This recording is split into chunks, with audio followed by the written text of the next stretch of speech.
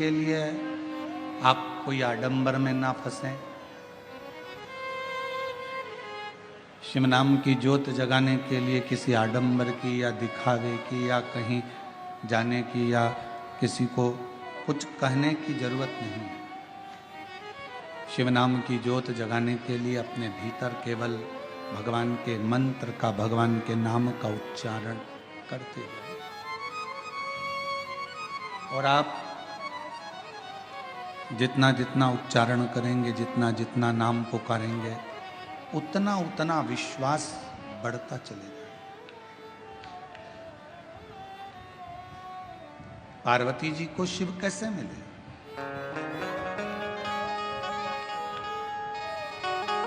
माँ जगत जननी जगदम्बा अम्बा माता पार्वती जी को भगवान शंकर की प्राप्ति हुई कैसे?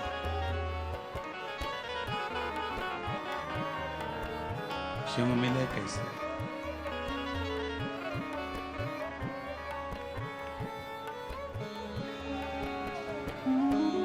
माँ जगत जननी अम्बा जगदम्बा जगतधात्री दुर्गा भवानी ने अपने भीतर विश्वास को प्रकट किया।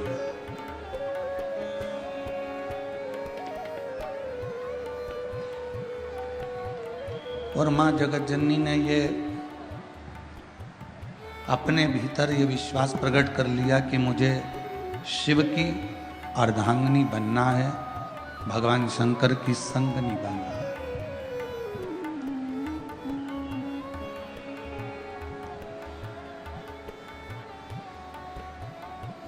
मुझे भगवान शंकर की अर्धांगिनी बनना है, मुझे भगवान शंकर की संगनी बनना है। अब संगनी बनने के लिए या अर्धांगिनी बनने के लिए जिसकी अर्धांगिनी बनने के लिए पार्वती जी जा रही हैं, जिसके साथ में विवाह करने के लिए पार्वती जी आतुर हैं, पहले उनके विषय में थोड़ा सा जानना पड़ेगा पार्वती।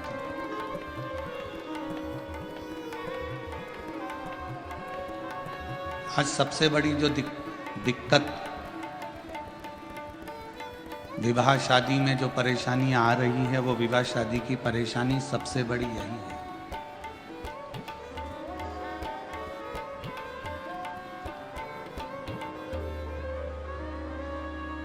हम ना लड़के के बारे में जान रहे हैं, हम ना लड़की के बारे में जान रहे हैं।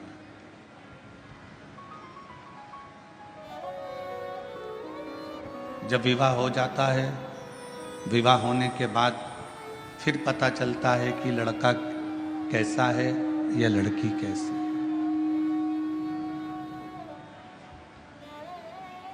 और शिव महापुराण की कथा कहती है, भगवान शंकर का चरित्र कहता है, शिव तत्व कहता है, पार्वती जी ने जितना समय शिव को पाने के लिए तप किया, साधना की, आराधना की, उतने समय पार्वती जी ने केवल शिव को जानने का प्रयास किया।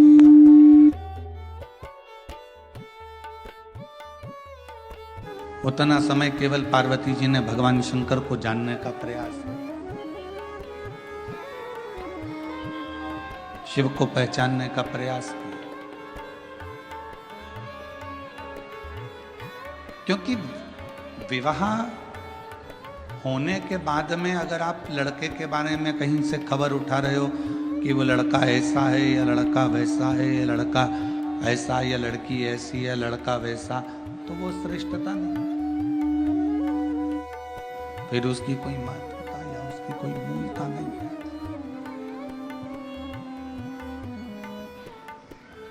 पार्वती जी ने घोर तप कर कर शिव को जानने का प्रयास किया। अब आप आज के जमाने में तप नहीं कर सकते तो कम से कम तपास तो कर सकते हो।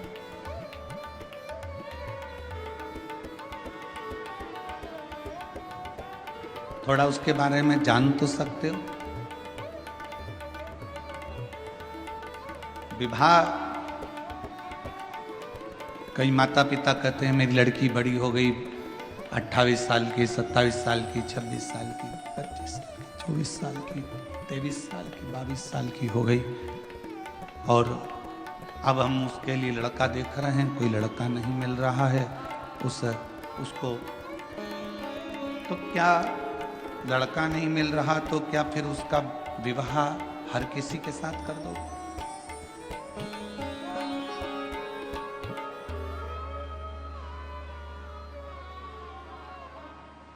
यही लड़के के साथ में भी है। लड़के के लिए लड़की देख रहे हैं, जम नहीं रहा, बहुत प्रयास कर लिया, कोई जमता नहीं तो फिर क्या हर किसी के साथ में विवाह कर दो?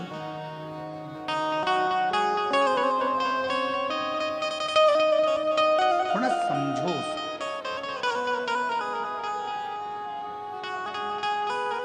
थोड़ा उसके बारे में जानने का प्रयास करो। लड़की कैसी है, लड़का कैसा है? शिव जी और पार्वती जी के मंगल विवाह में ये सबसे बड़ा कार्य रहा कि शंकर जी ने पार्वती के बारे में पता करा और पार्वती जी ने शिव जी के बारे में पता करा।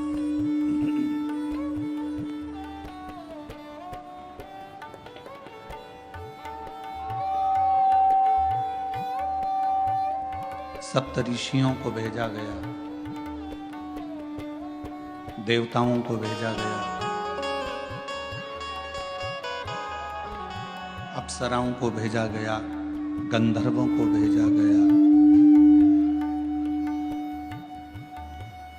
और सबको भेजने का कारण केवल इतना था कि मालूम कर लें कि पार्वती जी की तप साधना में बल कितना है, कितना बल।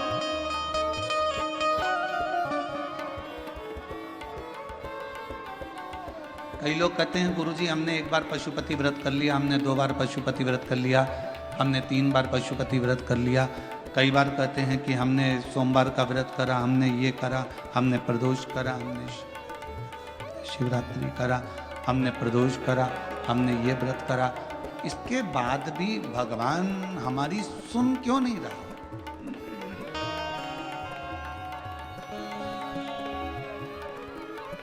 आप आए नहीं और सुबह हो गई, मेरी पूजा की थाली धरी की धरी गई। आप रात बताते हैं कि आने में क्यों देरी हो गई, कारण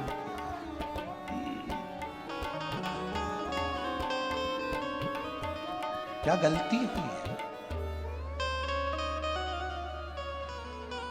क्यों नहीं आए, क्यों रह गए, किस लिए नहीं पहुंचे, वह तो मालूम पड़े।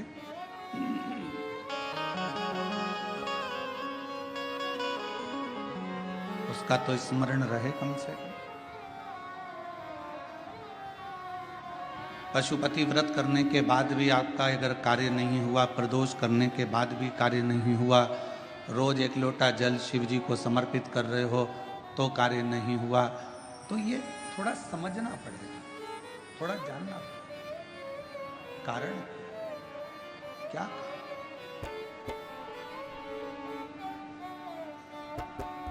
ऐसा कौन सा कारण है कि भगवान आपके करीब में नहीं आ पा रहे?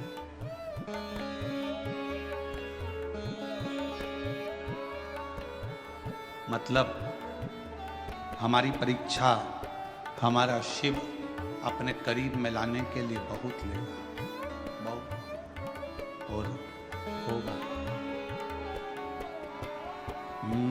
मैंने तेरे ही भरोसे बाबा, तेरे ही भरोसे हवा विच उड़ती जावांगी बाबा, डोल तो छड़ी ना मैं कटी जावांगी, भोले मैं तेरी शंभो मैं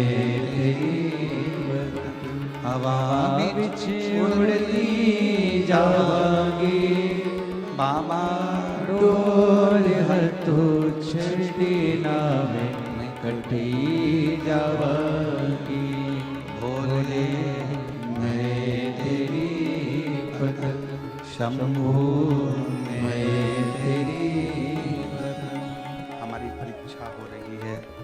परीक्षा में एक ना एक दिन पास जरूर लगेगा। शिव की भक्ति में, भजन में, स्मरण में, नाम कीर्तन में, मंत्र जाप में लगेगा। छोड़ना नहीं। भगवान का नाम, भगवान का मंत्र जाप, भगवान का स्मरण छोड़ना।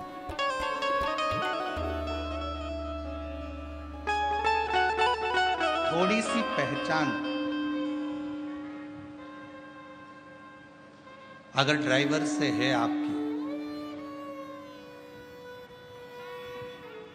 तो ड्राइवर आपका जहां उतरने की जगह है ना, जहां पर भी आपको उतरना है, ड्राइवर वहां गाड़ी याद से रोक देता, धीमी कर देता।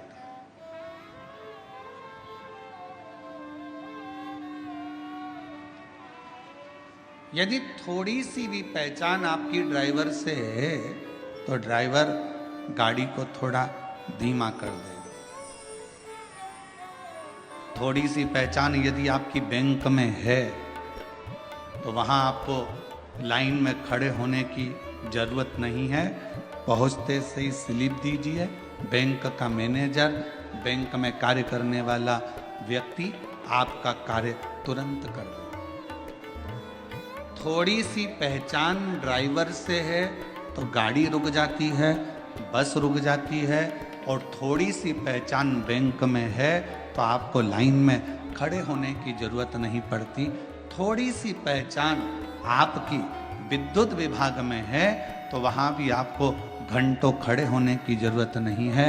थोड़ी सी पहचान आपकी अगर किसी मंत्री से है तो आपको उसके दरवाजे पर खड़े होने की जरूरत नहीं है। और थोड़ी सी पहचान आपकी किसी अधिकारी से है तो आपके कार्य के लिए आपको खड़े रहने की जरूरत नहीं है। उसी तरह यदि थोड़ी सी पहचान मेरे देव अधिदेव महादेव से है तो तुम्हारे दुख में तुम्हें बहुत देर पड़े रहने की जरूरत नहीं। फिर तुम्हारे दुख में, तुम्हारी तकलीफ में, तुम्हारे कष्ट में वो सम्मुखता नहीं।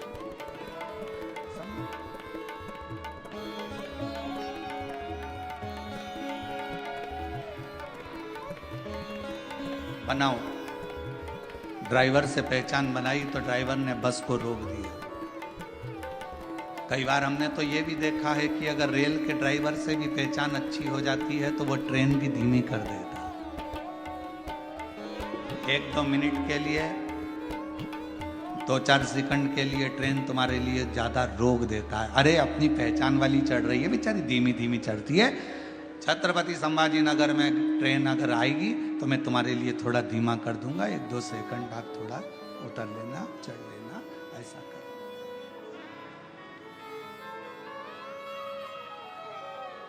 2-4 सेकंड के लिए बोलो, 2-4 और 2-4 सेकंड के लिए वो रोक दे।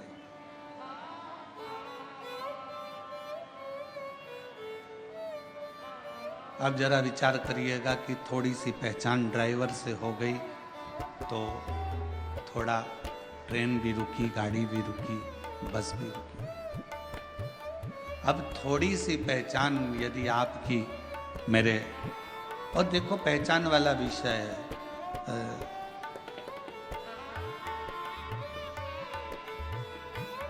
कई माताओं ने तो अपने रिश्तेदार को फोन लगाया होगा,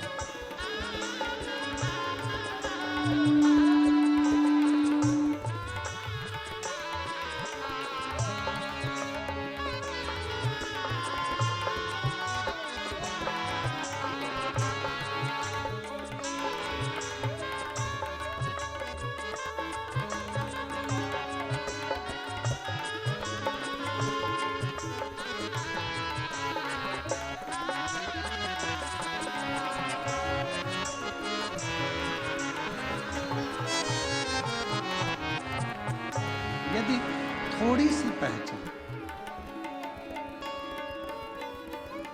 एक अंश मात्र भी अगर आपकी पहचान किसी ड्राइवर से हो गई, किसी से हो गई, तो